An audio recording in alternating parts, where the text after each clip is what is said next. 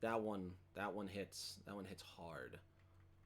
For me, at least. Oh man, that hit me so hard. I don't know what to turn on. I want to turn on another one, kind of like that.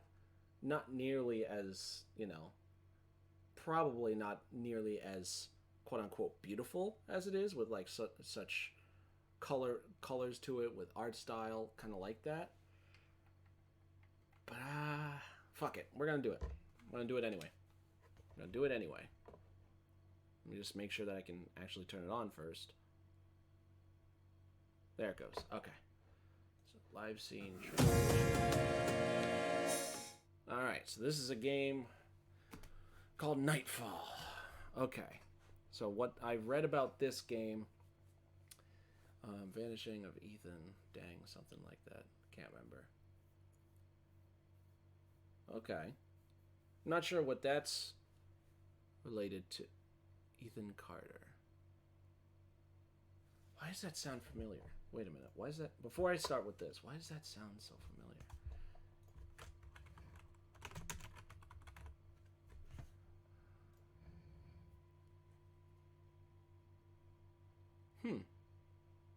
That looks like another good one. Dude, I'm gonna have to write all these games down. What the hell? Vanishing. It's a sim type. Okay. Vanishing. That's an N. Of Ethan Carter. Bang. Saved. It's on my list. On my list to do. Okay. Alright, but before I get too sidetracked, there's a game called Night Call. And from what I heard about it, it's more of like a reporter story. Like you play as a reporter trying to figure out a murder, I'm pretty sure. Free roaming. Passadex. New game.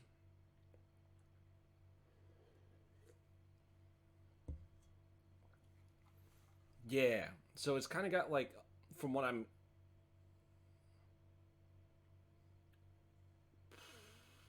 So I was right. In that you're an investigator. Surprise investigation.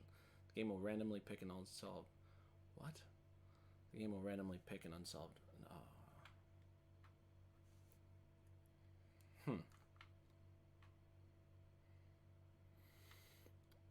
Random victims, unknown motive, weird case, slightly more difficult than the others.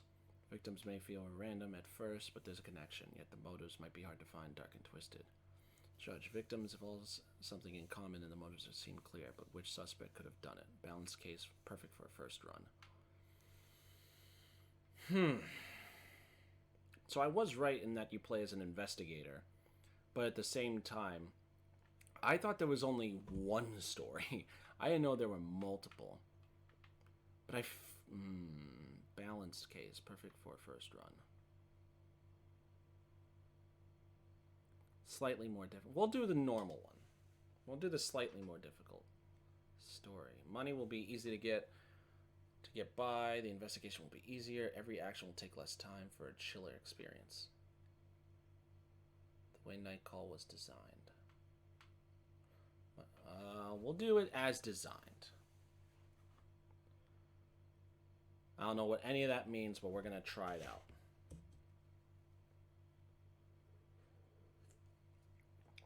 Oh, that okay. I was trying to figure out what that was. Monkey Moon, Black Muffin Studio, Raw Fury. Okay.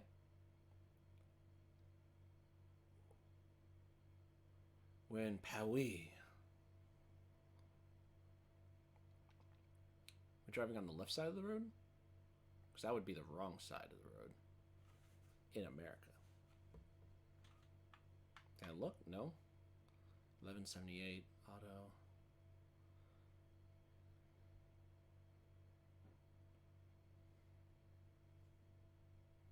The taxi turned off his lights? Ooh.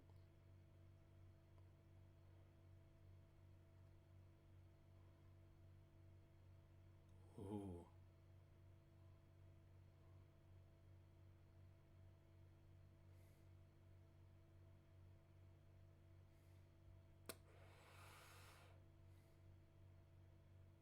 Night call. Ooh, that was good. Very eerie. What? Doctor? Here? Sir? Can hear me? Do I need to speak up? I'm not sure I understand. I just want you to be comfortable. You can always change your mind. The voice is female, husky and worn. You find it deeply comforting. Do you want me to speak normal, medium, or a loud voice? It's fine like that. She takes a deep breath. Sir, you just spent 2 weeks in a coma. The word bounces around your head. You need a moment to understand its meaning. Coma. The word scratches along your throat. Yes, you were the victim of an assault. The word resonates in your head, victim. You are aware of a serial killer is currently on the loose in Paris. You feel the contents of your stomach crawling up your throat. The media are calling the angel of death stuck a knife in your right side. It hit several organs. To be frank, you were in a terrible state when they brought you in. We were obliged to put you in an induced. Her voice becomes more distant, fades. You taste bile at the back of your mouth. Your head's burning. You hear a whistle in one ear. Fingers move to your wound underneath the bandages. You can feel hard skin. It's incredibly painful. I'm sorry? Did they catch the angel? No.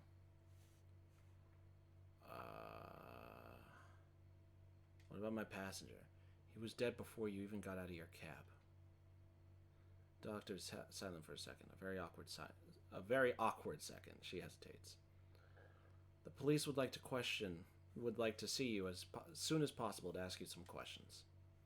Technically, you're the only person to have survived the angel of death. Noise in the hallway attracts your attention.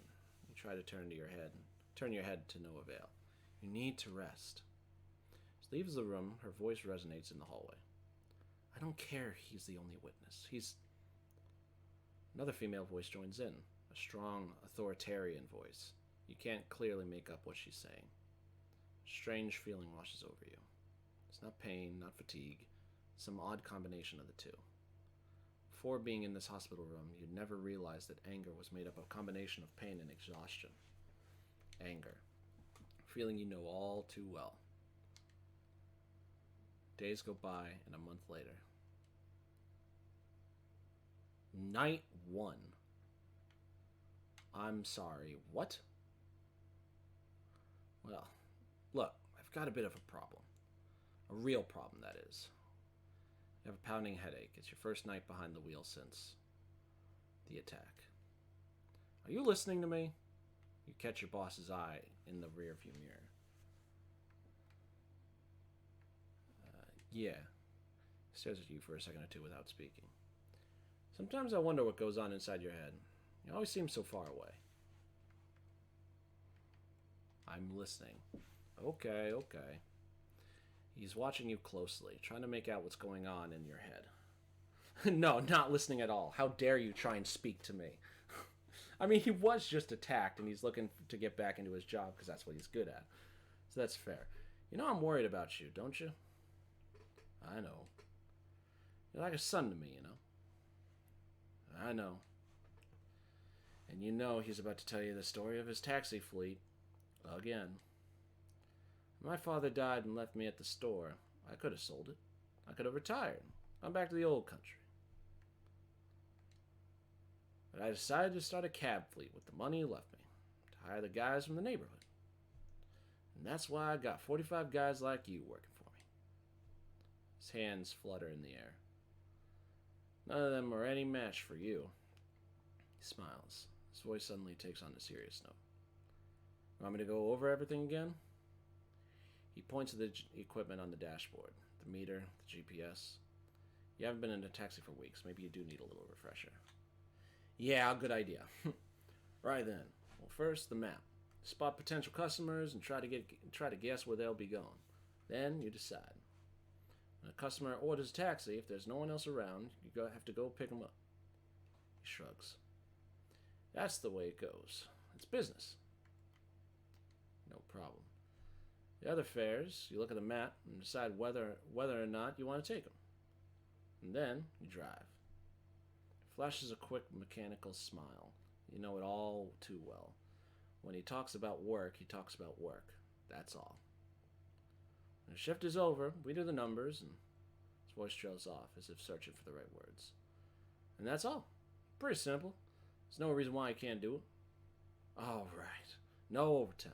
We're in France here, and there are rules, regulations. You might not see it that way, but no one likes having a driver who hasn't slept in 24 hours. I mean, yeah, that's pretty fair. It's pretty fair. He looks away. Someone's been bothering him since he got into the cab. Anyhow, you know the ropes. You get it. I know you're gonna do a good job. What's the matter? Boss keeps quiet for a while, as if hesitant to speak, and then, I don't think it's a good idea. You shouldn't be driving.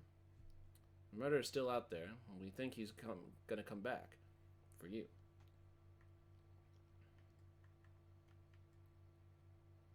We?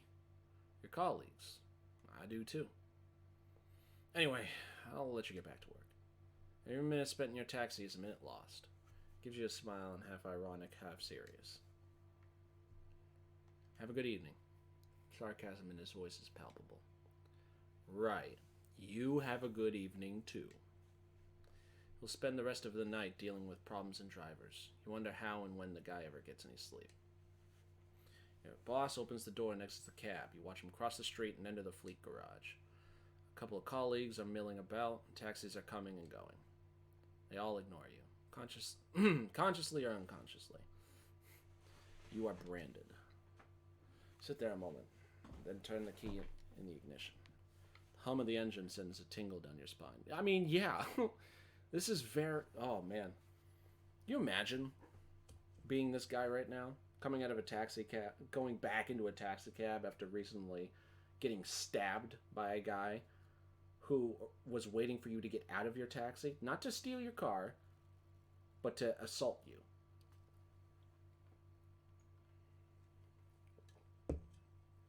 Also, apparently, he calls himself the Angel of Death, which is fascinating.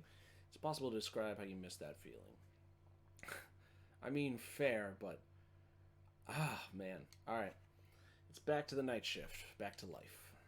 Despite the attack. Yeah, despite it all. Alright. Oh, boy. Oh, boy.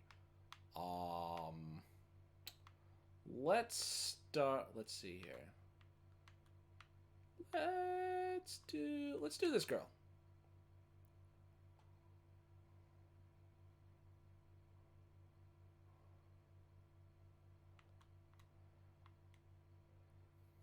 The words, I can sense them. They're calling me.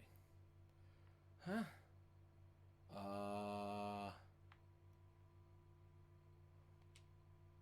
Sure. Next passenger immediately raises her hand. Drive. I don't care where, I just need you to drive.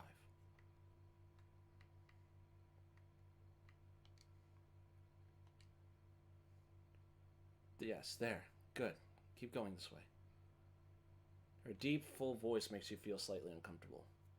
With the closed eyes, she seems like she's in a place far from the backseat of your taxi. When she starts speaking, there's an odd whistle in her voice, like she has a hole in one of her teeth. Slow down. Frail or fragile? A bit surprised, you look back in her mirror. Answer me. Frail or fragile? I'm not sure. Don't think about it. Just say the first one that comes to mind. Frail or fragile? I don't know. No, of course you don't. No one ever does. She shrugs. Both words actually have the same root. A smile spreads across her face.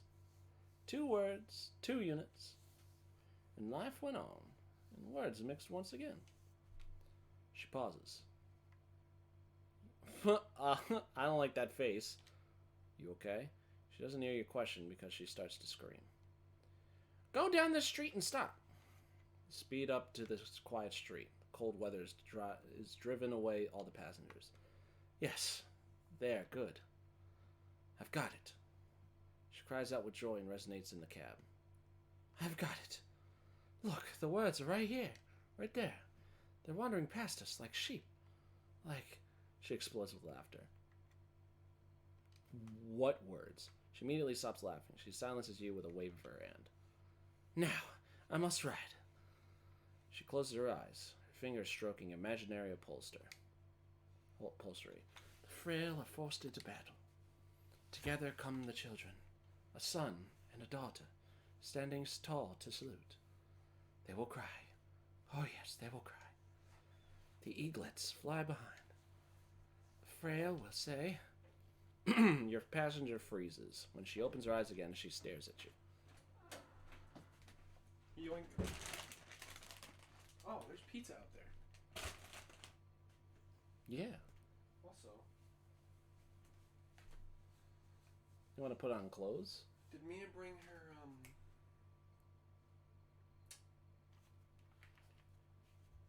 Yes. Did Mia bring her... What would you like to interrupt my stream to ask me? Did Mia bring her things? Her things?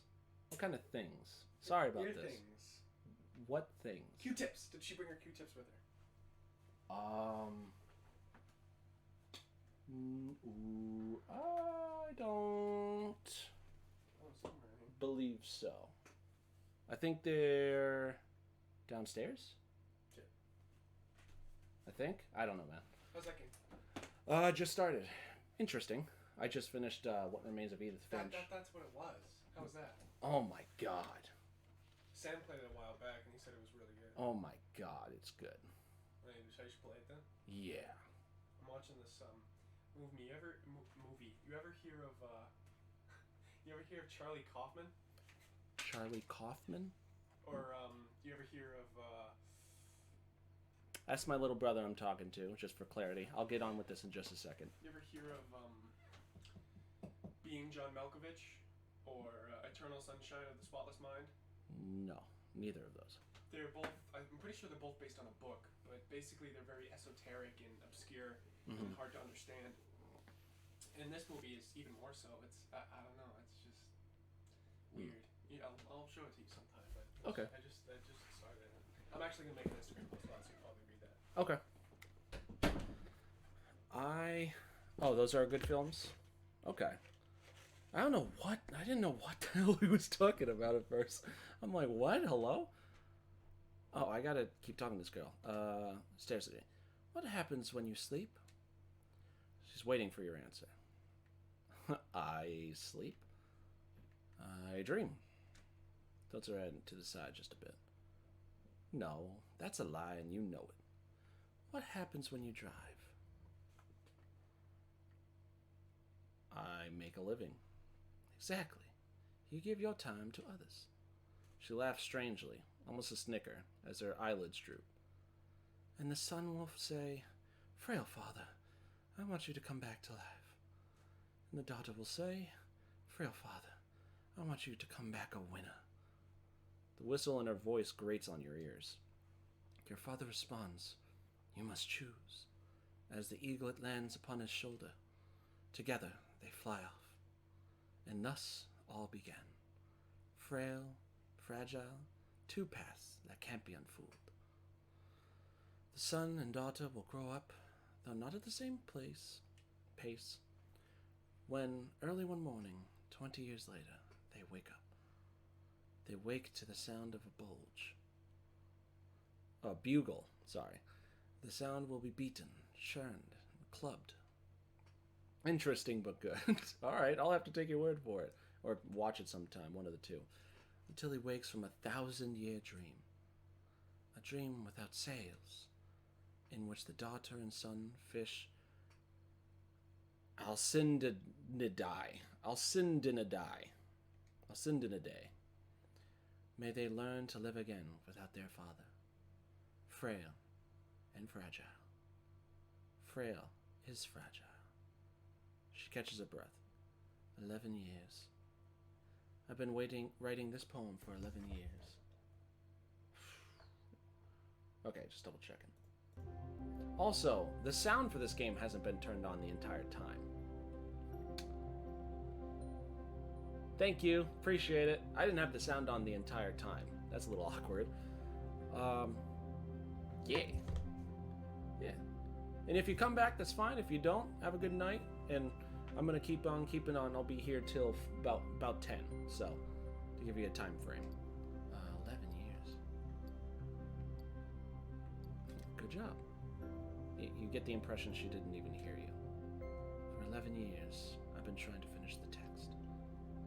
It's filled with so much. It's infused with my entire life. Its lungs are swollen with my tears. Breathing is now quite irregular. And it was all reading right here, in this street, right in front of me. She giggles.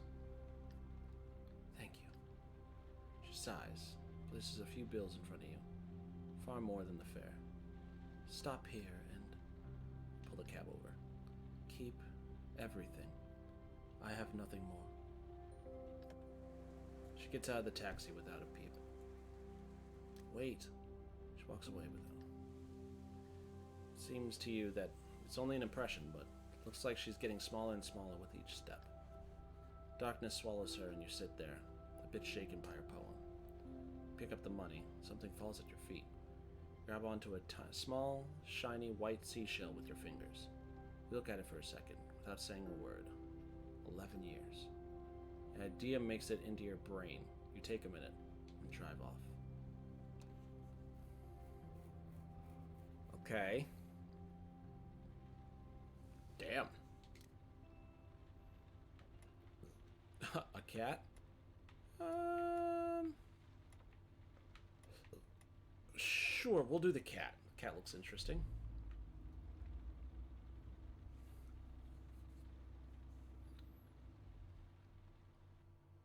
Croaky. Pull up to the sidewalk and wait for your passenger. Since it looks like a no-show, you get out of a car after a minute or two to smoke a cigarette. There's not much going on in this small town in the suburbs. There are a few apartments that still have lights on. A sweet scent hangs in the air. Eventually, you stub out your cigarette and get back in the car. You jump, startled. A cat has managed to slip into the cab. It's sitting on the back seat, staring at you intently. You sit there for a moment, considering whether or not to shoo it away. But just as you are about to wave your hand, the cat shifts positions, and a slip of paper falls from its collar. Pick up the paper. Pick up the piece of paper and unfold it. A fragment of a map of Paris, the St. Lazare train station. You turn your eye slowly to the cat. He seems to be expecting an answer. Are you going somewhere? The cat tilts his head to the side, as if to say yes. You want to go to St. Lazare?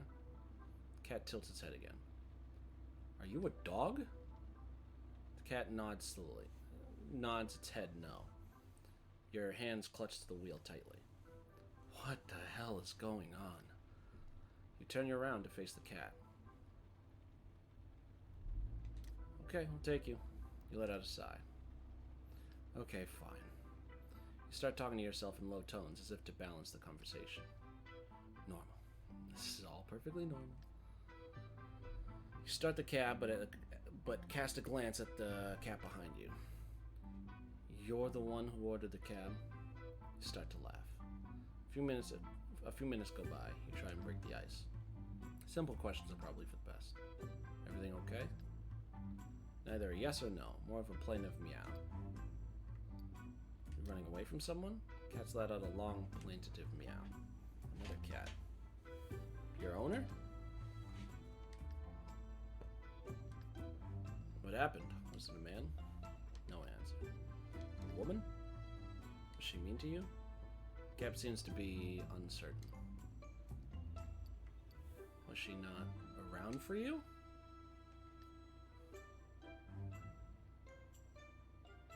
For instance, your owner is never home. You're bored. You want to spend more time playing. If cats could roll their eyes, he would have. She overly affectionate? A string of insistent meows. Touche. That's it. She is too affectionate.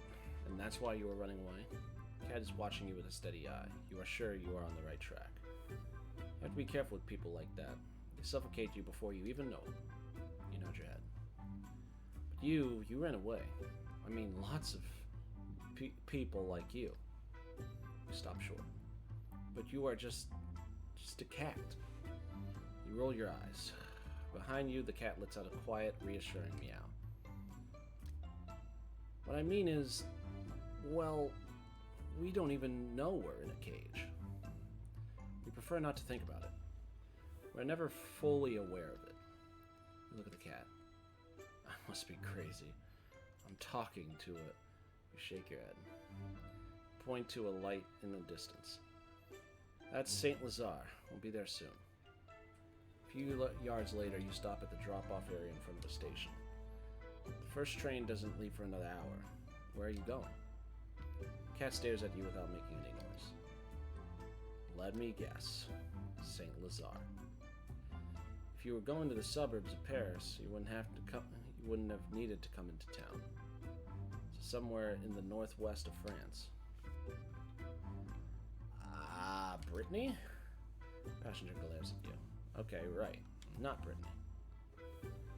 That's a choppy meow. He wants to get out.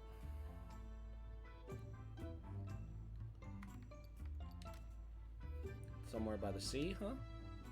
Yeah, it's looking at you and meow. It's a sharp sound. Probably a yes. A very hungry yes. For the fish, I guess. You check the time on the dashboard. It's time to go to get a real customer. You try not to think about too much about the situation you're in, and you hope that no one sees you talking to a cat. Okay, I won't bother you with all that. Okay, come on. Time to say goodbye. Get out of the cab and open the back door. Bill appears on the seat next to the cat. It is enough for the fare, and more. Well, you are full of surprises, aren't you? I won't ask where it came from. You smile and lean over to pet the cat. It leaps out of the car and darts between your legs. You can just make it out of its shape, dashing up a flight of stairs and slipping between the bars of a gate. You get back in the car. You look at yourself in the rearview mirror. Your features are heavy with fatigue. Your right eyelid is twitching. As you start the car, you remember you are allergic to cats, but you haven't sneezed once. Pull out of the station.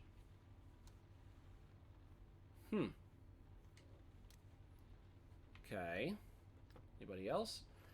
The door suddenly opens and a woman gets into the back seat. Having a good night? For a second, you freeze. You recognize one of the cops working on the Angels of Death's cases. She grins at you. Her voice creaks. You remember seeing her at the hospital. Something already bothered you about her there. You know, it's actually pretty crazy. For weeks, I've been saying to myself, there's something off about you. Something not so nice. Dug around, mulled it over, bugged all my fellow cops about it, because I was sure you lied to us. Let her keep going. She has a cold sneer on her face. I'm going to be frank with you. Leans over to you. I don't see how you could be the angel of death. All that staging just doesn't seem like your thing. Too meticulous for a taxi driver. She squints. Like Easter? Yeah, I don't know. She squints, like she's trying to make you out from afar. Like you've gone to the extent of hurting yourself. Yeah, between us, it's a bit of a stretch. She stares at you. But not enough of a stretch for my chief to stop going on and on about you. Seriously, he talks about you all the time. If I didn't know any better, I'd say he'd had a crush on you. She smirks. No. I think he's more interested in your profile. In prison at 17. An icy chill fills your gut. And for murder, too. You open your mouth, but nothing comes out. Since you got out, you've kept a low profile. But you're lying about your name and your address. I checked. It's normal, you'd say. If they got word of your time served. No loan for your permit, no lease for your car. Meaning, no second chance at life. Her voice becomes softer, almost warm. I personally like guys who want a second chance. No, I like guys who fight for a second chance. Basically, I like guys who are willing to work for me. She leans forward, her shining cat-like eyes narrowing. The chief wants you to go to the prospector with a first and last name, with evidence. Actually, knowing him, he's not so hot on evidence. So, I'll give you info. Victims, suspects, medical reports, some photos that are a bit... She makes a gagging sound. You have to be discreet. Keep it between you and me. Interrogate, ask questions, dig around. I'm not a cop, she shrugs. Don't worry, you're already keener than half the squad. And don't forget, I'm not asking you to make an arrest and deliver the killer wrapped up in a pretty bow in front of our station, okay? You're no Batman. You're just here to give me more information. She rummages around her pockets for what seems like forever. Here, take my card. I'll call you in 3-4 days. Just check in. We'll chat. And I'll let you know if I have any new info. She takes on a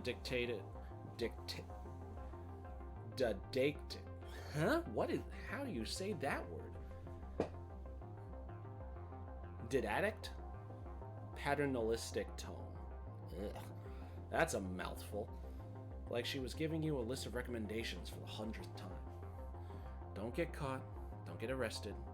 Also, I wouldn't recommend trying to leave Paris.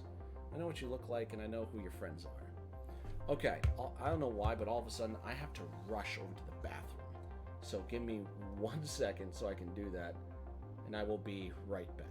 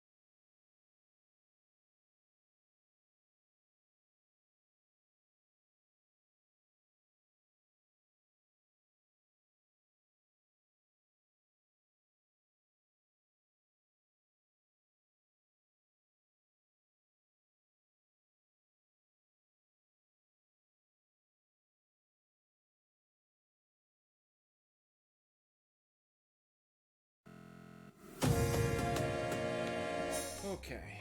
So sorry about that, everybody. All of a sudden, the sensation just hit me, and I was like, oh my god. And let me tell you, it was not fun. Not fun at all.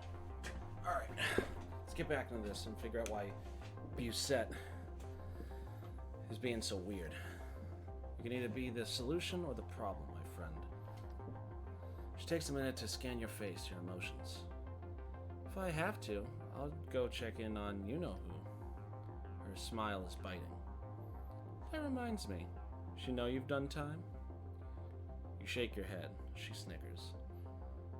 Oh, my little dirtbag, you cover your tracks well.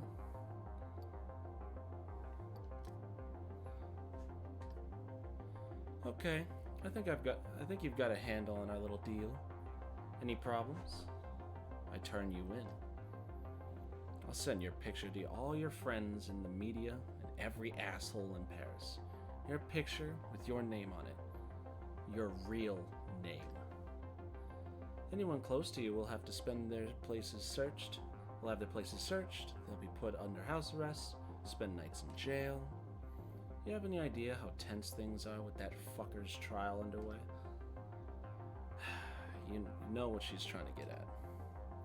Come to think of it, your last names are almost the same. You could be brothers, actually.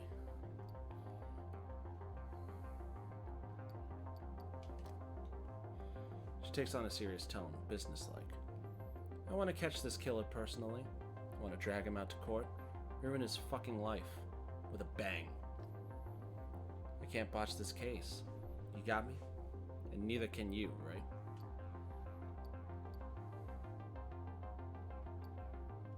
Obviously.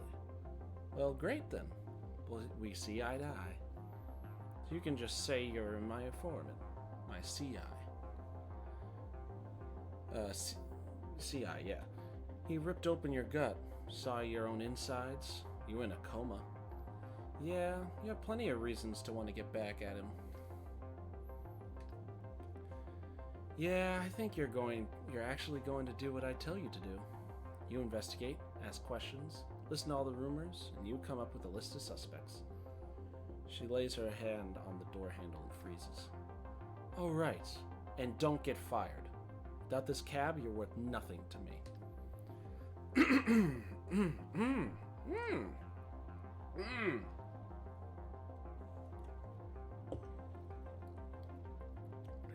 There we go.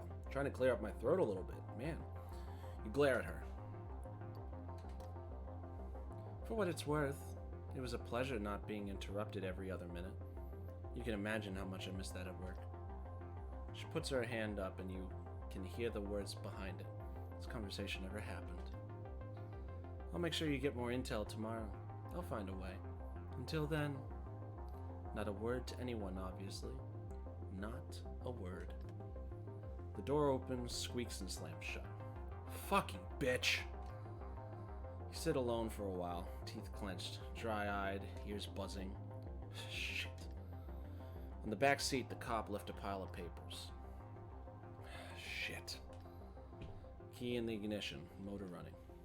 Radio on, crackles. You turn it off and start driving. Yeah. Talking to a passenger might unlock new documents and clues for your investigation. You will find them back at your studio after your shift. 5 clues discovered, available in your room. Okay. So where else are we going? Unless we're done with our shift for the night.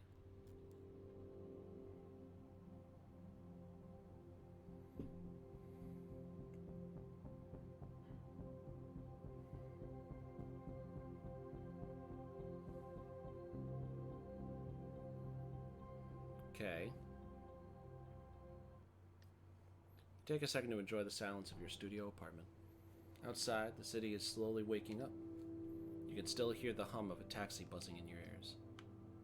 You throw the files Bousset gave you on the table. On the wall, you hung up the big cork board where you used to pin up photos of your nephews. They've been gone since you got out of... Your plan is simple. Jot down all the pieces of evidence and connect them to the suspects. The guilty party won't necessarily be the one with the most compelling evidence against them, but the one with the most compelling evidence against them. It's like you're building a story about each suspect, trying to understand their motives, understand how he or she got into this situation. Your neighbor flushes the toilet. Out of the corner of your eye, you can see the pipes shake. You glance at your bed and get to work. Okay.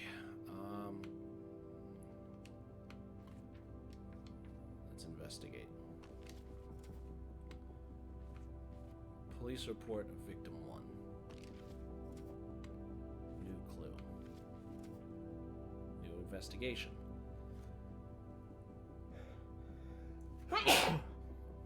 Oh. Oh, man. There we go.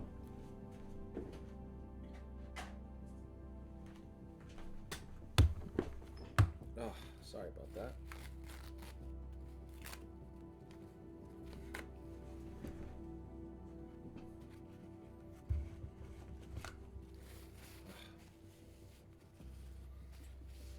Oh, there we go. Okay. Sorry about that. Investigate this. Investigate this.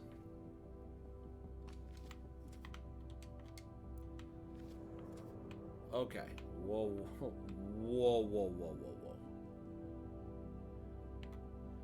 A blurred past weird woman was probably heir or rich heir or something. Was born in Night Owl. Gilda, set designer for the opera, was hospitalized after her mother's death. Difficult relationship with her dad, also working at the opera. Catholic and a member of the Korean community in Paris.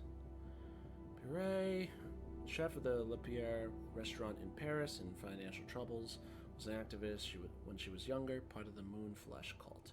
Left a spare key under the doormat. Murder weapon equals a fillet knife. Jonas Pearson, brilliant programmer for several startups and wrote in companies. Wrote books about the simulation we're all living in. Evidence. Ah, okay. Whoa. Had garlic in her hand. Whoa.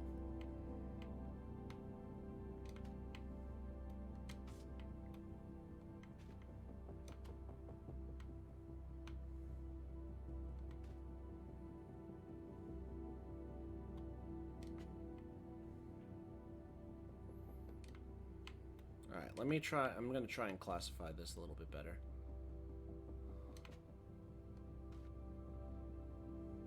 They both left a spare key under the doormat.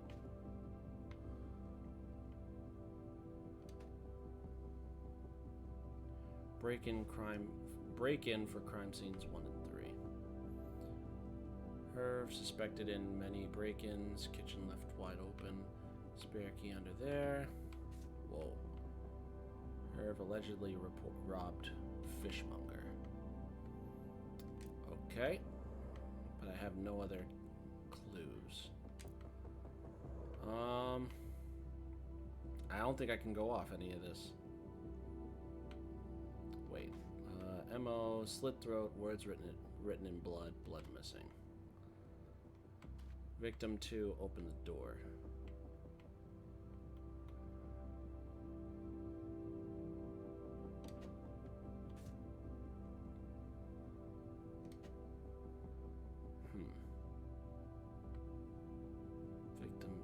Victim 2 goes here. Had door open, had garlic in her hand.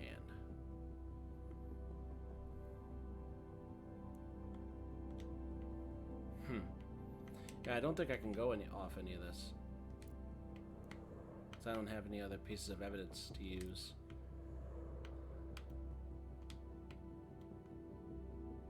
Yeah. The heavy hand, you wipe your tired face. You open the sofa bed and lie down. The events of the day run through your head. Streets, the passengers, their faces, their problems. Let's crack open another one.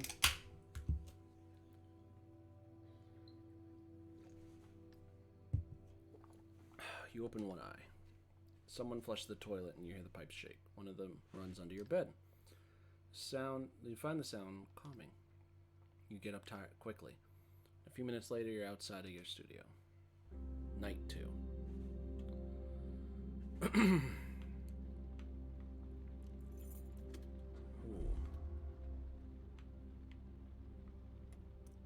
Okay.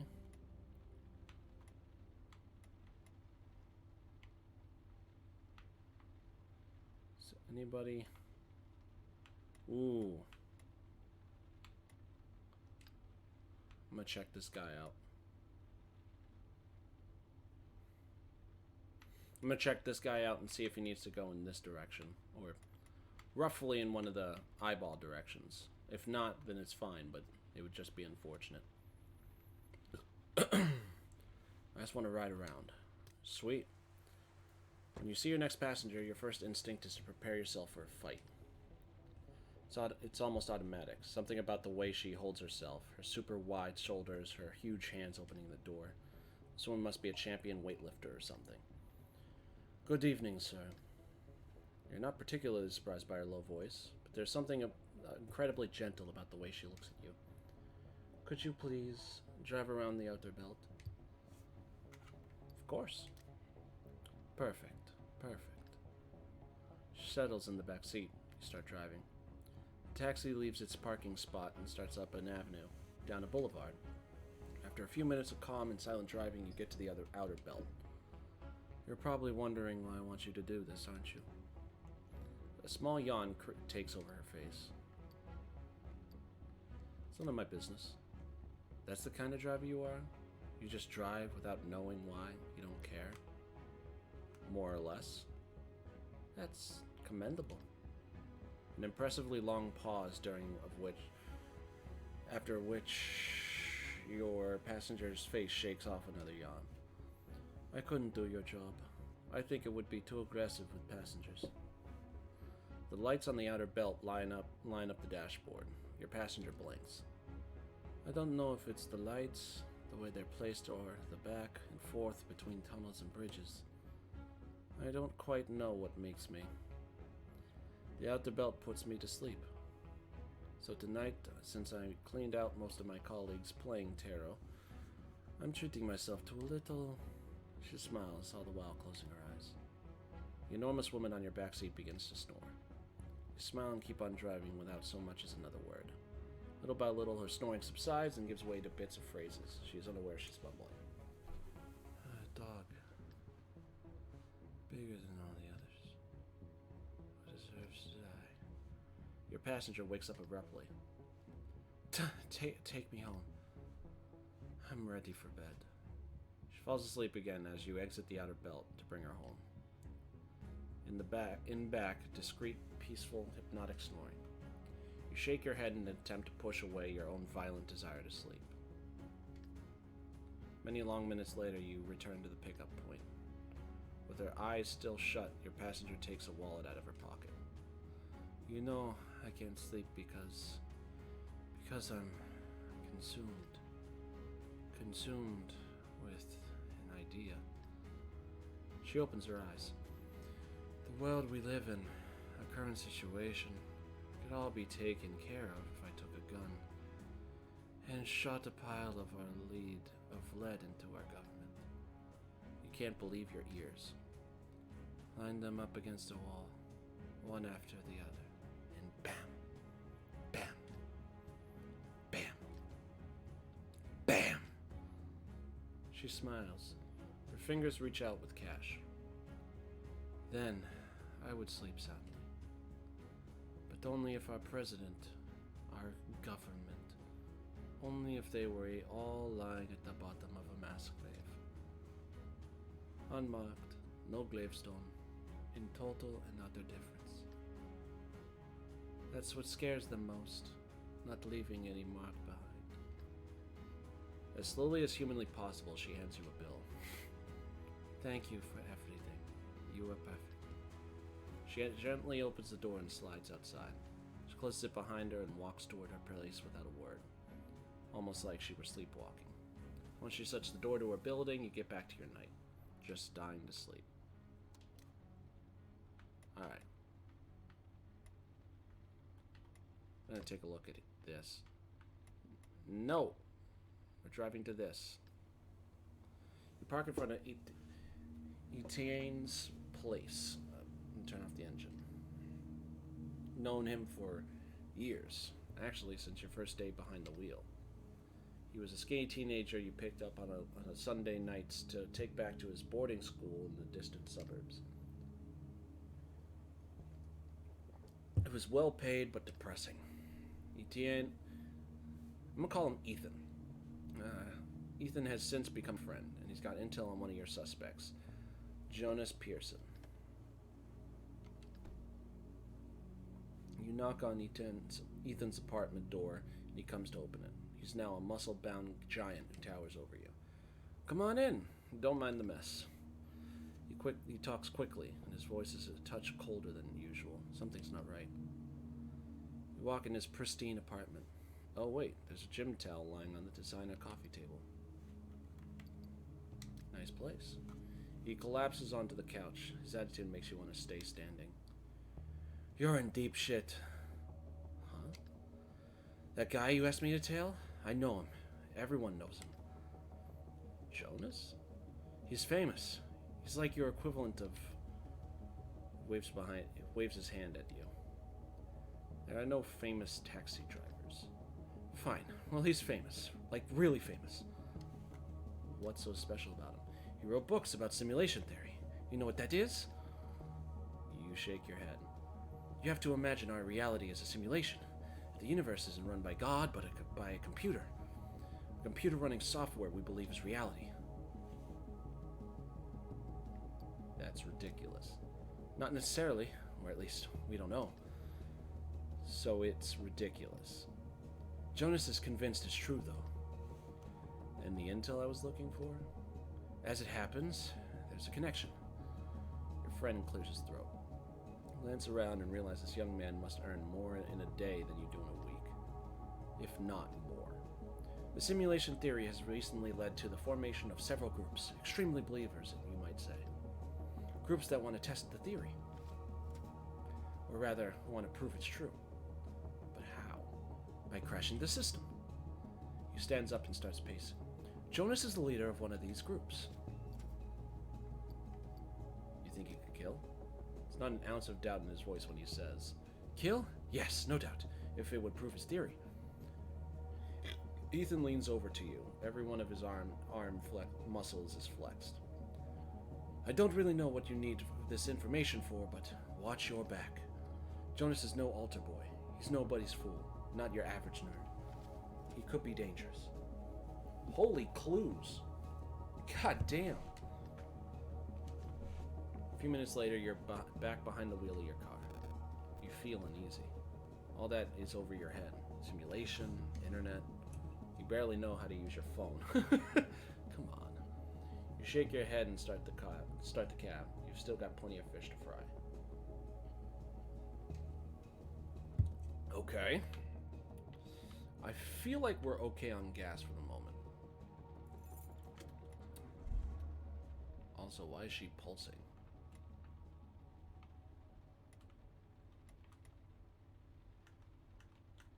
Can I get, like, details of the people? Or do I just have to drive to them? Apparently I just have to drive to them.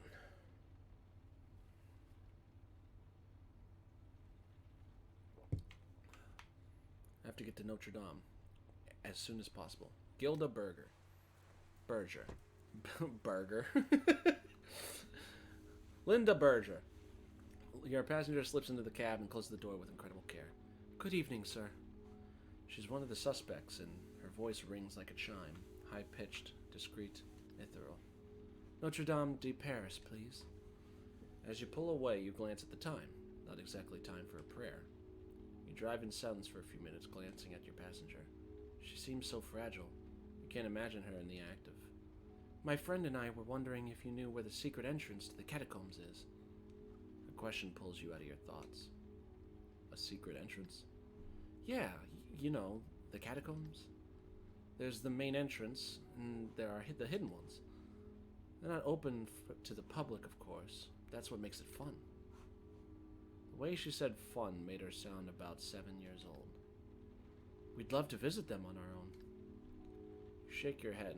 Fortunately, you've never heard of a thing about a secret entrance. I don't know. Sorry. She seems disappointed.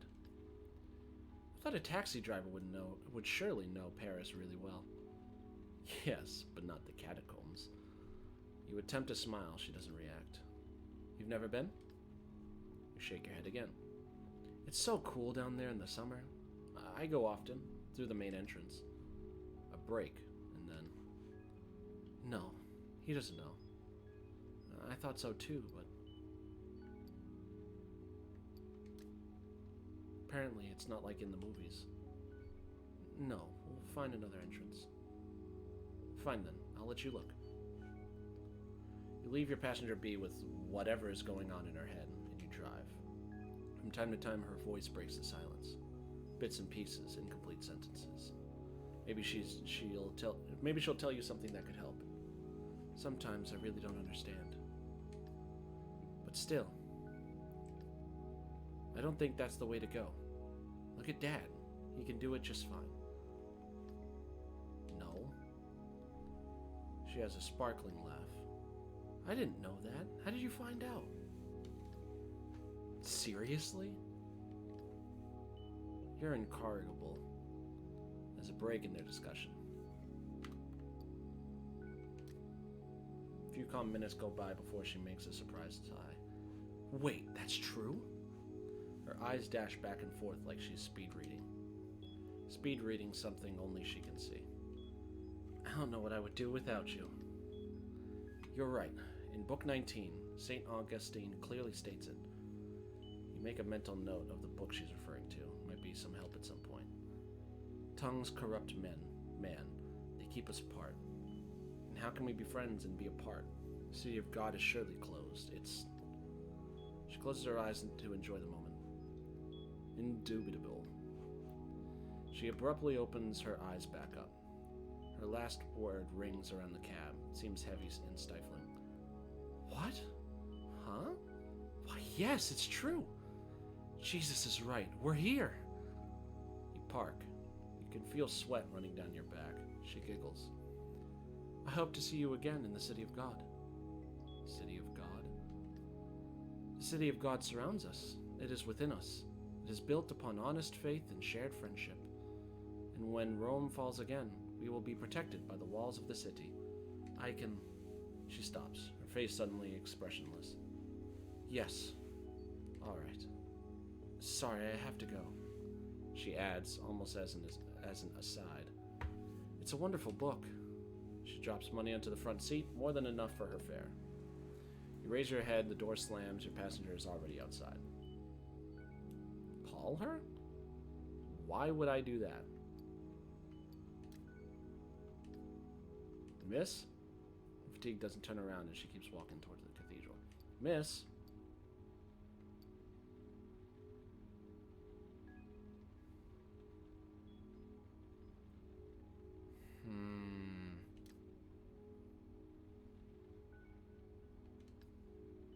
Your eyes blur, you can't see the dashboard controls anymore.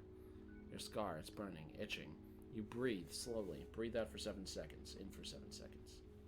You repeat the cycle until you recover your sight. You repeat the cycle until your fingers stop shaking. You breathe.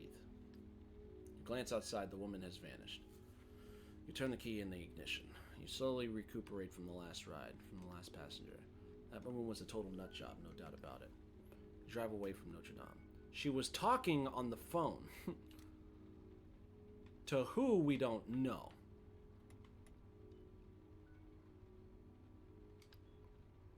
Alright, I'm gonna go here, since it's the closest clue. You rub your eyes, fatigue, stress. You wish you were far away from here. Really far away. You've been studying the outside of the church for a few minutes now. It's fairly recent, square with sharp edges, gray and ugly. This is where the congregation of one of your subjects, Gildeberger, gathered. I did it again! Get out of your taxi and climb the few steps into the front door. Despite how late it is, it's slightly ajar. You go inside. The nave stretches out before you. There are a few people sitting in the pews, lots of women by themselves. By the look on their clothes and their ages, you're pretty certain they're cleaning women. In a few minutes, they'll leave to take the bus or metro to clean offices all over Paris. Your eye is drawn to a very primitive and colorful wall painting on your left. In front of you stands the altar, and behind it, a man who appears to be the priest. Walk towards the wall to your left. You walk across a few rows of pews. As you get closer, you quickly notice a symbol painted above the people in the painting. A styled fish. Just like the one you saw in the photo of the first crime scene. May I help you? You turn around. The priest is right in front of you. He must be about 40. Lean and athletic. A slightly deviant expression on his face. Hello. Yes, are you looking for something? I'm just looking around. Looking around? This is a church, not a museum, sir. Please be discreet as possible. He turns and walks away. Is there a problem? He takes a few more steps before freezing and coming back towards you. You see the same expression of disgust on his face that you've seen so many times before. Our doors are always open to believers. I simply ask that you do not disturb the peacefulness of daybreak. You resist the temptation to punch his brains out. We have a very tight-knit community, and our bonds are very strong. He holds out one hand out to indicate the exit. Like the drop of an axe, he says, I wouldn't want to keep you. Don't make a scene. Don't draw any attention to yourself. You make a U-turn and walk towards the exit. On your right, the wall painting depicts a crowd of believers looking at various scenes. It reminds you of the movies. The drawing style is simple and almost childlike. The colors are gaudy, like it was painted by a 9-year-old. You look down. As you leave the church, so you don't lose your temper, you concentrate on the floor tiles. They're checkered, black and white. You slam the door shut behind you. Back in your cab, back to breathing normally. You smile as you think about something your boss said. This taxi is your fishbowl. He is right about that. Key ignition, motor running, heat on, radio on. You drive far away from the church.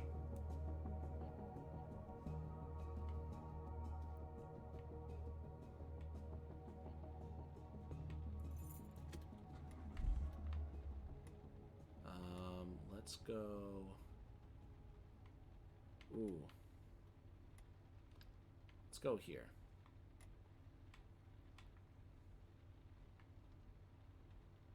Still good on gas. The passenger who's entered your cab slams the door and stares at you intently.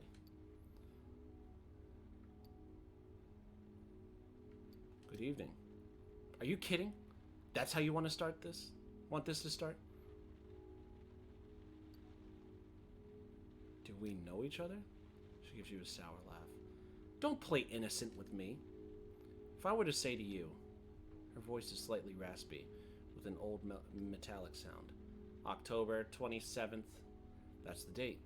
The night of the attack. The night that you... Could this woman be the Angel of Death?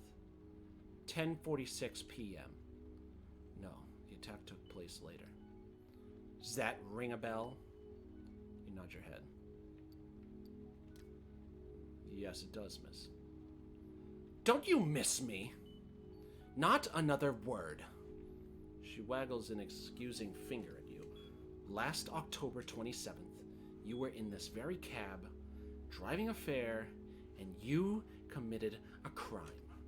That's right, sir, a crime. I'd spend the whole day working like an idiot for that rotten newspaper. Do you have any idea what I do for a living? Town crier. Say nothing. I'm a sub-editor, Mr. Taxi driver. I correct mistakes that a bunch of moron journalists make. There isn't a single one, not one, who knows how to write a proper sentence. I'd had it. Really had it. And on the 9th of October 27th, you cut me off. I almost died that night. She grinds her teeth. You shudder. Crashed my car. My boyfriend's car, that is. Same guy who made yet another comment about women drivers. The neighbors called the police that night. I made such a scene. To think the guy dares to call himself a feminist.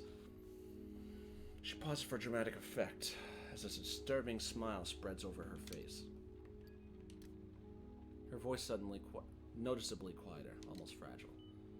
The next day, no more boyfriend, no more car. I messed up a job interview with a major news outlet. A paper where people know how to write, they know basic rules of French grammar. Imagine for just a minute. I could have stopped correcting copy of a bunch of morons. She takes a deep breath. But all because of you. Because of your cab. Everything changed the night of October 27th. A sad, faraway look comes over her. My life has never been the same since. But her voice is bursting with fury and hatred.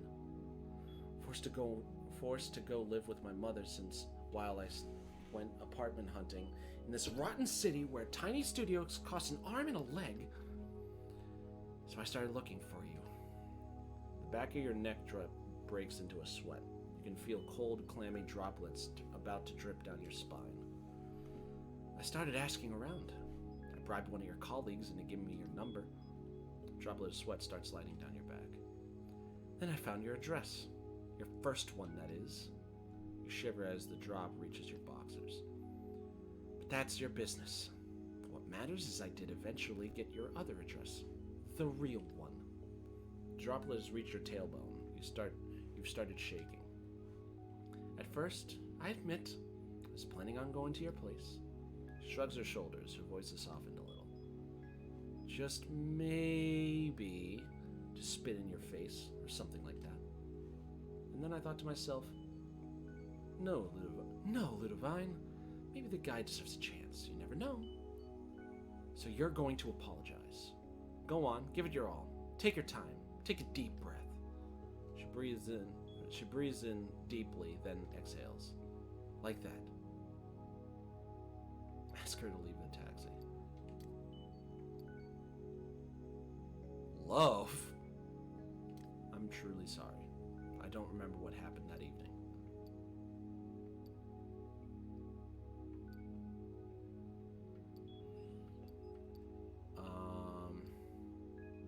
And I screwed up. I don't remember what happened that evening.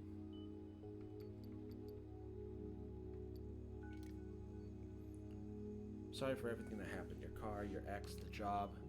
Sorry. Shit. She heaves a sigh, dispelling her anger all at once. I don't know what to say. You were... Then it was... Her voice is slowed down. It was... A smile lights up her face. It was exactly what I needed to hear. I've been thinking about it for months, going over and over it, every second of the accident. Telling myself it could have been different, less complicated. Less. Well, you know. She nods her head. It doesn't matter. Thanks. All anger has evaporated. No more looks that could kill, simmering rage and grinding teeth. My boyfriend was a jerk anyway. And then, this job, maybe it wasn't so great. She gives you a light smile. I tend to get all worked up about things. You'd noticed. And sometimes I take things a little too far. That too. In Paris, I guess we are quick to forget about being nice to each other. About being polite, and for a taxi driver, you're a real sweetheart. She gives a short laugh. This is what I suggest. I'm going to exit the cab. I'm going to do a little walk in the cold to get my mind off things. I have to learn to, her voice falters, manage my anger. It's eating me up. She shakes her head and then, without another look your way, goodbye. The door opens then closes. You're alone in the taxi, your head spinning slightly as if you'd had a drink. Just one, something really strong. You briefly try to remember that night. Nothing. Nothing but a vague impression of something behind you, a killer silhouette, a fleeting presence. You shake your head. There's nothing more than before. If only you had turned around, everything would have been easier. if you had seen the face of... All at once you start the cab. Okay, did I get to the viewing point? Hello? Holy crap, there's a lot of people. There we go, okay.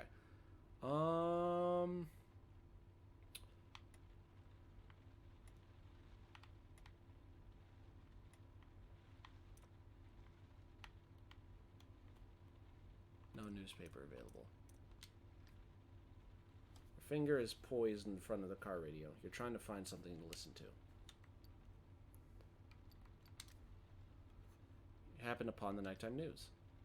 During a brief story about Angel of Death, you learn that the fourth victim, Carolina Jaret, donated her entire fortune to charity. As soon as the news is over, you turn the radio off so that the cab is in silent again. Huh. Okay.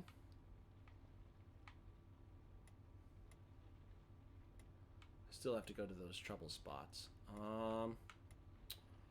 You know what? Let's go over here. I think I have plenty of gas.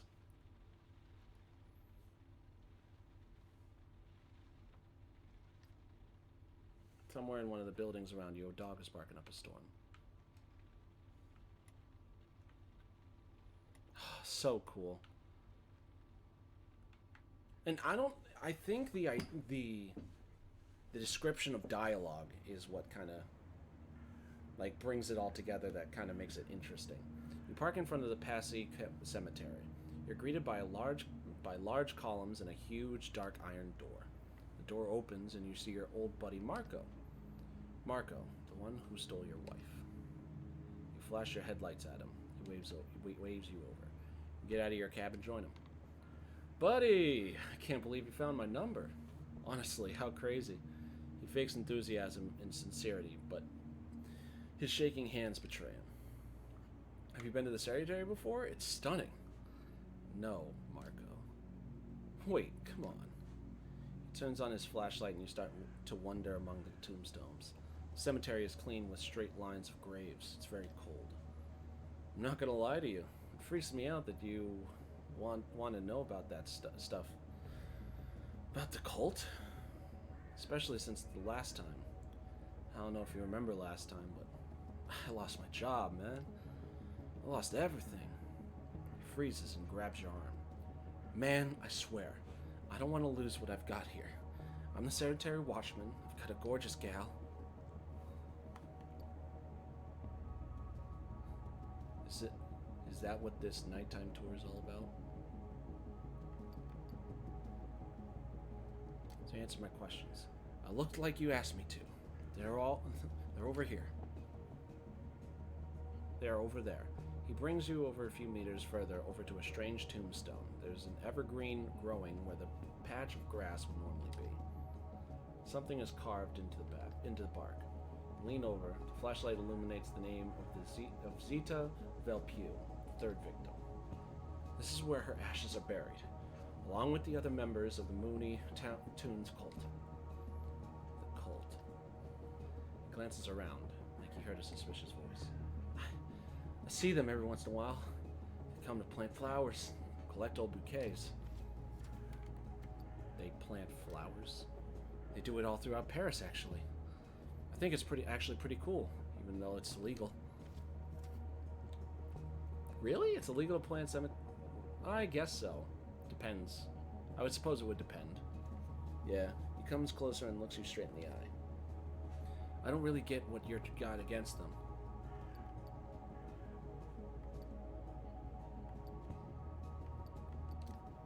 Yeah, okay. I'd rather not know. This is another loser plan that's gonna get me fired. I can see it coming. He shines his flashlight towards the cemetery entrance. Come on, let's get out of here before the neighbors call the cops. When I do my rounds, half the time they think it's kids coming to spray paint the tombs. You follow Marco through the stones. In the glow of his flashlight, you catch glimpses of portraits of unassuming faces that ignore you. Once you get to the entrance, Marco turns his light off. Please, please, seriously, don't tell anyone I let you in. If my bosses find out, I'll be out on my ass. Please. You shrug. Time will tell. I mean, he did steal my wife, which is kind of fucked up. Time will tell. The wife stealer sighs. You walk away without another word and get into your taxi. Once inside in the warmth, you take a second to think about the new information you received before driving.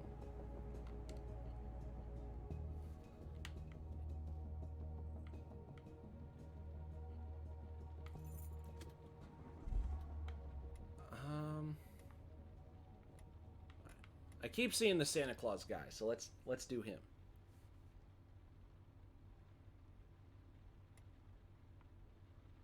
Chaps Elise, I think, yeah. Your next passenger smells like beer. No, it's even worse. It's like every single fiber of his Santa suit has been soaking in a keg. Come on, dash away. His breath is 96% brandy. Your eyes are starting to sting. I'm parked somewhere near the Champs Elise. Oh, shit. Name of the street is... His head is spinning like he does, and he does his best to hang onto the door. Impasse. It'll come back to me. Go ahead, drive. You start driving, and silently wonder how to ask your passenger if he has enough money to cover the fare. Glance back at your passenger. He's mumbling to himself. Can't quite make out what he's saying. Christmas is over, so why is he still dressed up? You have a nice evening? Oh, fabulous. A smile spreads across his face. And I really needed it. He lowers his voice. He's confiding in you. After working my ass off all year long, I like to hear my favorite pups. I get monumentally wasted. He guffaws. Here, in Paris, there are a bunch of bistros perfect for such an occasion.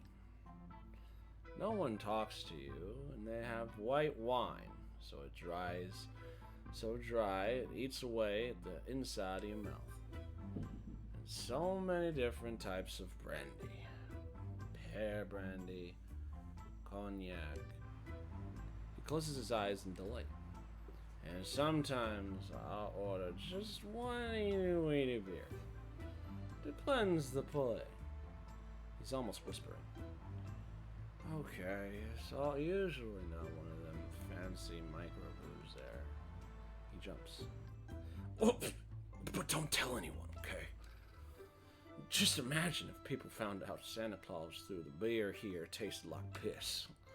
He laughs a sparkling laugh when he stops just to throw out, non-committally.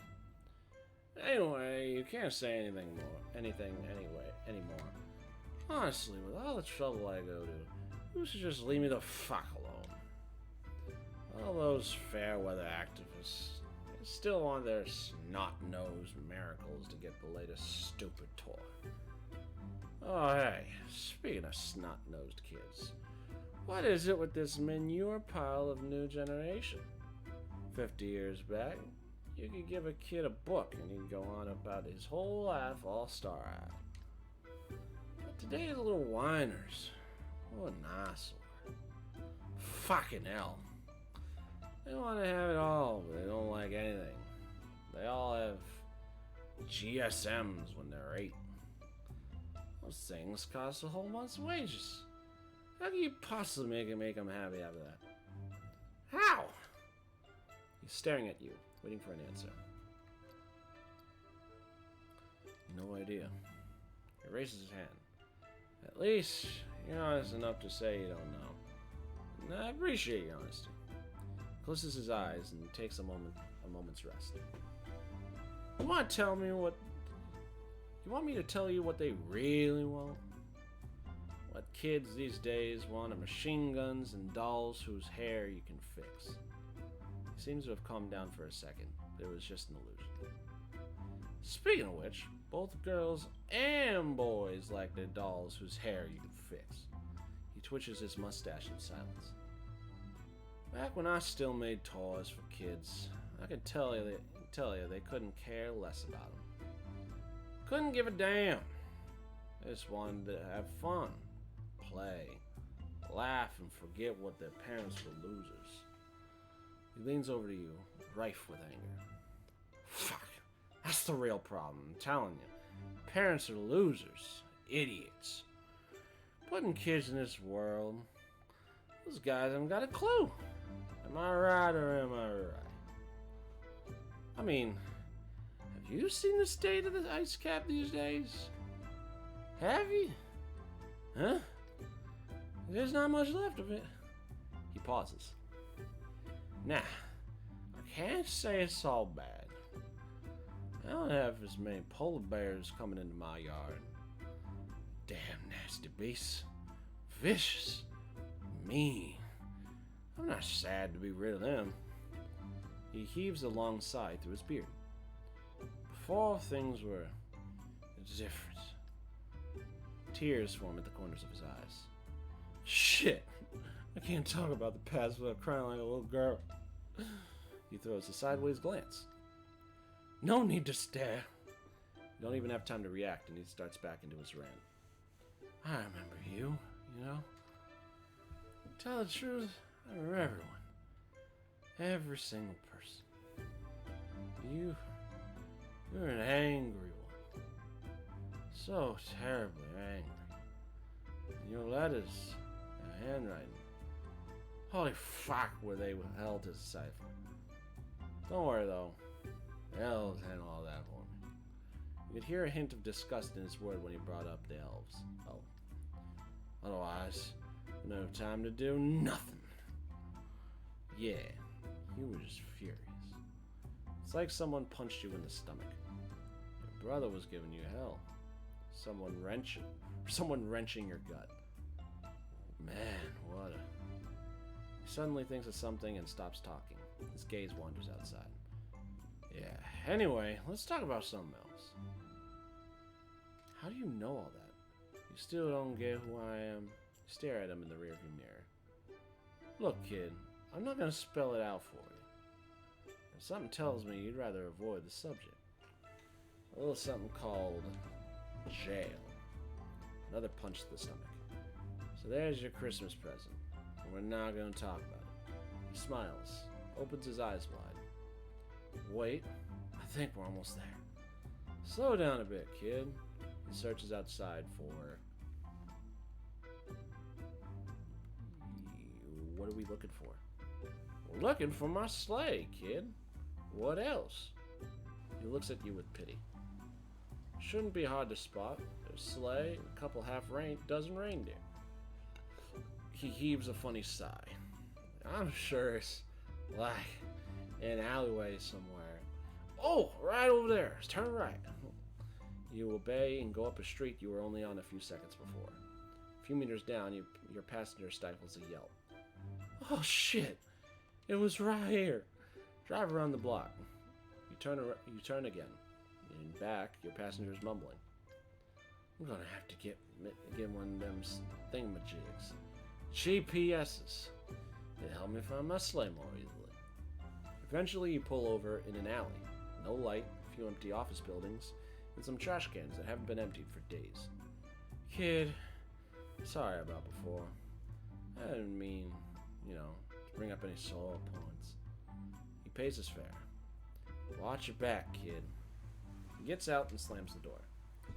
He slips in his on the wet sidewalk, grabs onto a street lamp. With a heavy and awkward step, he clumps along the alley. Stay.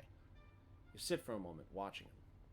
At the end of the alleyway, he starts rummaging through a pile of boxes, pushes a trash can on the wheels aside, and disappears. Stay a bit longer. A few minutes go by, and nothing. You turn your key. Damn! You open up the window for a second, hoping to get rid of the alcohol fumes. Something tells you they'll stick around for a while.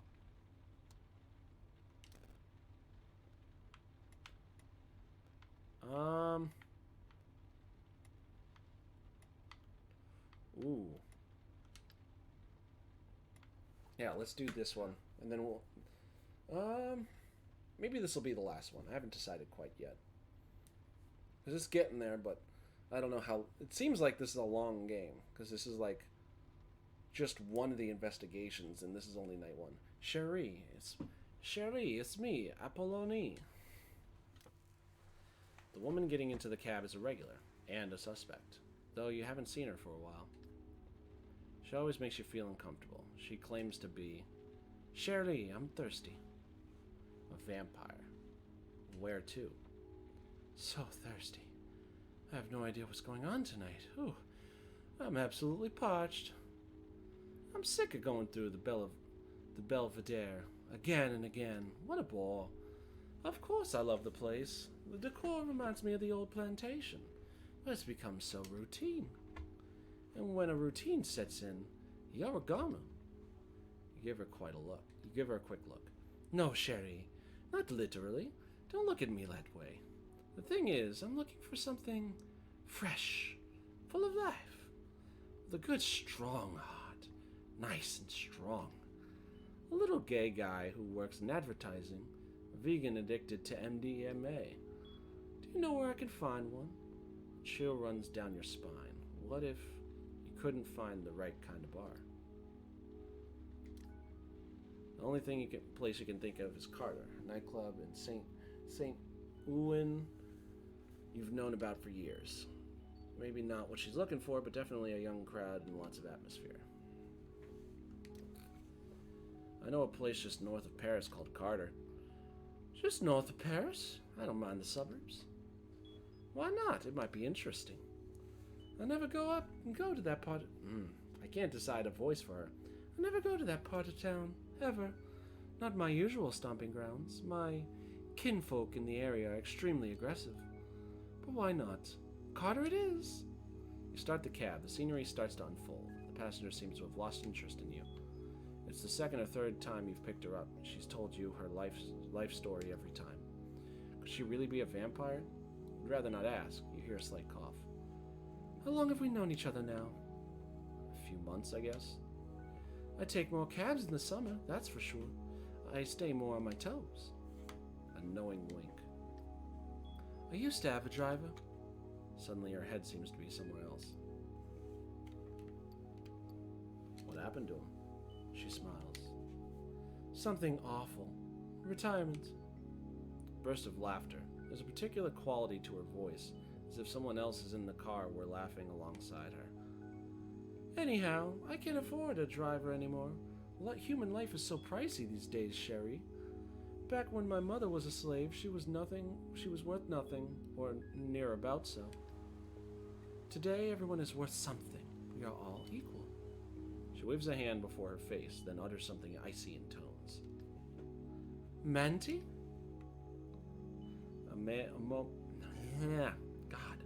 A few moments go by. There we go.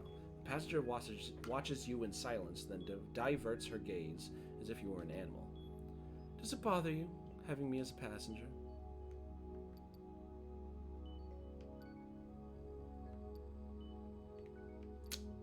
No. Why do you ask? Because of who I am. Who are you? She smiles. You know very well who I am, Cherie. She waves a hand. I won't bother you with that anymore. You already refused my offer twice. I won't insist. It takes more courage than you think. A faraway look comes over her. Though nowadays, people's lives are far too comfortable to make any radical changes. The imagination of a Parisian begins and ends with starting over in the country, among the wildlife and the livestock. There's a hint of sadness in her voice. What a pity. We could have had such a good time together, Cherie. There's no more talk until you pull up to Carter. You immediately tell your passenger is disappointed. She hands you the fare and leaves with a heavy sigh. A provincial club, just outside of Paris. If only I'd known. She waves a hand as if to silence you. But it's not your fault, Cherie. I know you try your best. Such is the way of the world. She sighs. A world that's changing all too quickly. We'll soon be old hat, left on the sidelines. She shrugs with a glance at her polished nails, gives you a smile, then pays for the ride.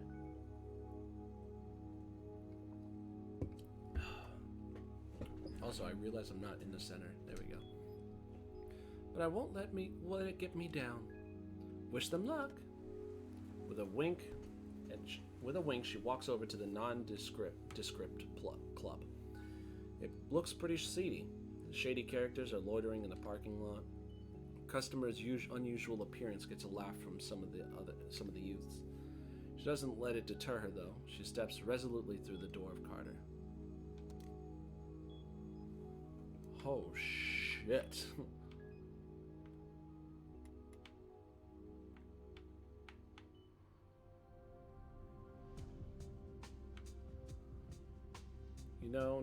You now know more about your clients. You've met Gilda.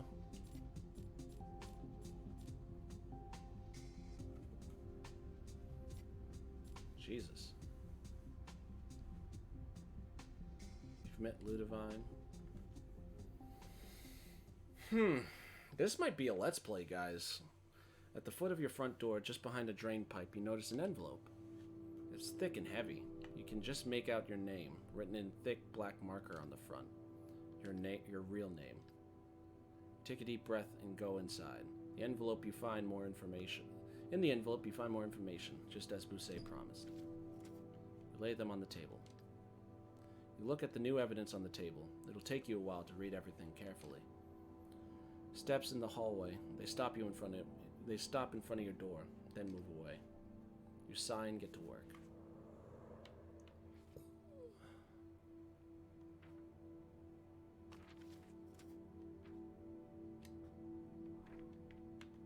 Huh.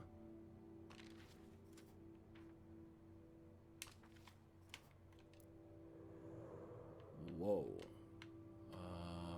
Message on crime scene, lust.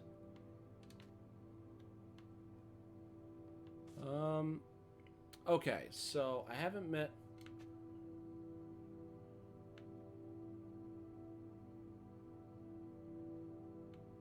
Alright, what else do we have? Message on crime scene 1. He watches you. Victim 4. Gave part of her charity. Fish symbol. Whoa, whoa, whoa, whoa, whoa.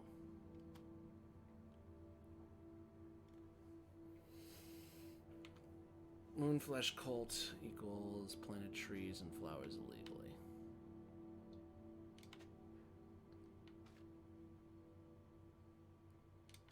Jonas is the leader of the dark web.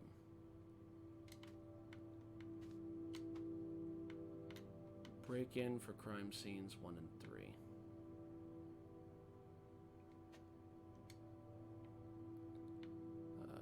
He watches you. Gave part of her fortune to charity. Oh, that was, who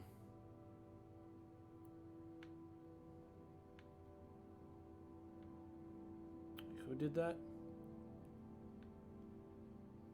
She did this. Gave fortune to a small charity.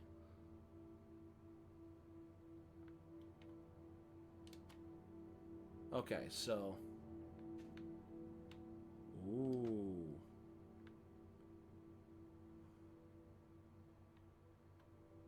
Had garlic in her hand. Yeah, because that relates to her because she's a quote-unquote vampire, which I don't know if I believe. Victim 2, open door to killer.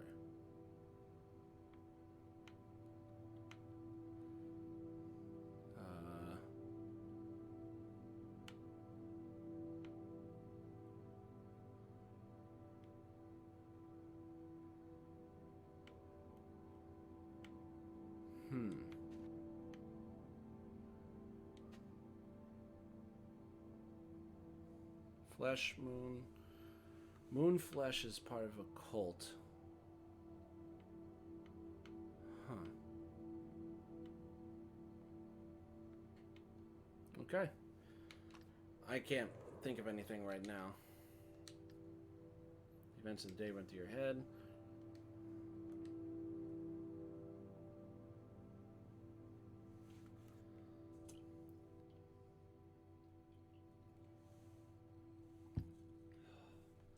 You open one eye.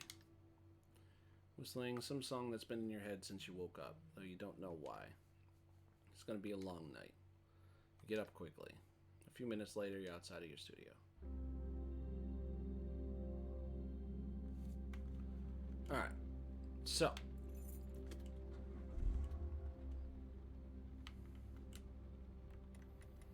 No, back to menu.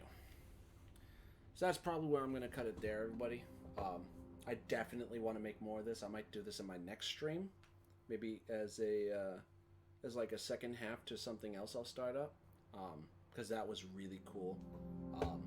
I like the potential it has. I like the idea that once I'm done with this one, if I even get to an ending, I could potentially do one of the other missions as well,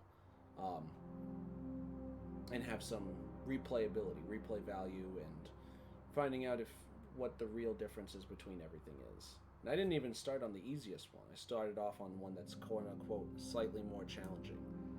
I say a lot, I apologize. Anyway, so I will update my Twitch in a little bit to let you guys know when I'm going to be streaming again. Thank you everybody so much for watching. White Topaz, hopefully you enjoyed, and if you did, you did follow me. Okay, I don't know why I didn't get the notification until now, or at least I'm seeing it now. I apologize, but I appreciate the follow, White. Hopefully you have a great rest of your night if you are watching. If not, that's fine too. Katie, I just saw that you stopped by. Appreciate you stopping by. Thank you so much. And for those of you who are watching in the future, thank you so much for watching. I will probably be streaming again on Monday, and I will be figuring out the rest of the schedule as the days go by. I'll preset them, but I'll let you guys know if things need to be changed. On Instagram, you can follow me at instagram.com/blazingd. Should be there. If not, then I will put it in a message after I end the stream. So thank everybody so much for watching, and I will see you guys in the next episode of whatever I do and on the next stream. It's Blazing D, signing off, you guys.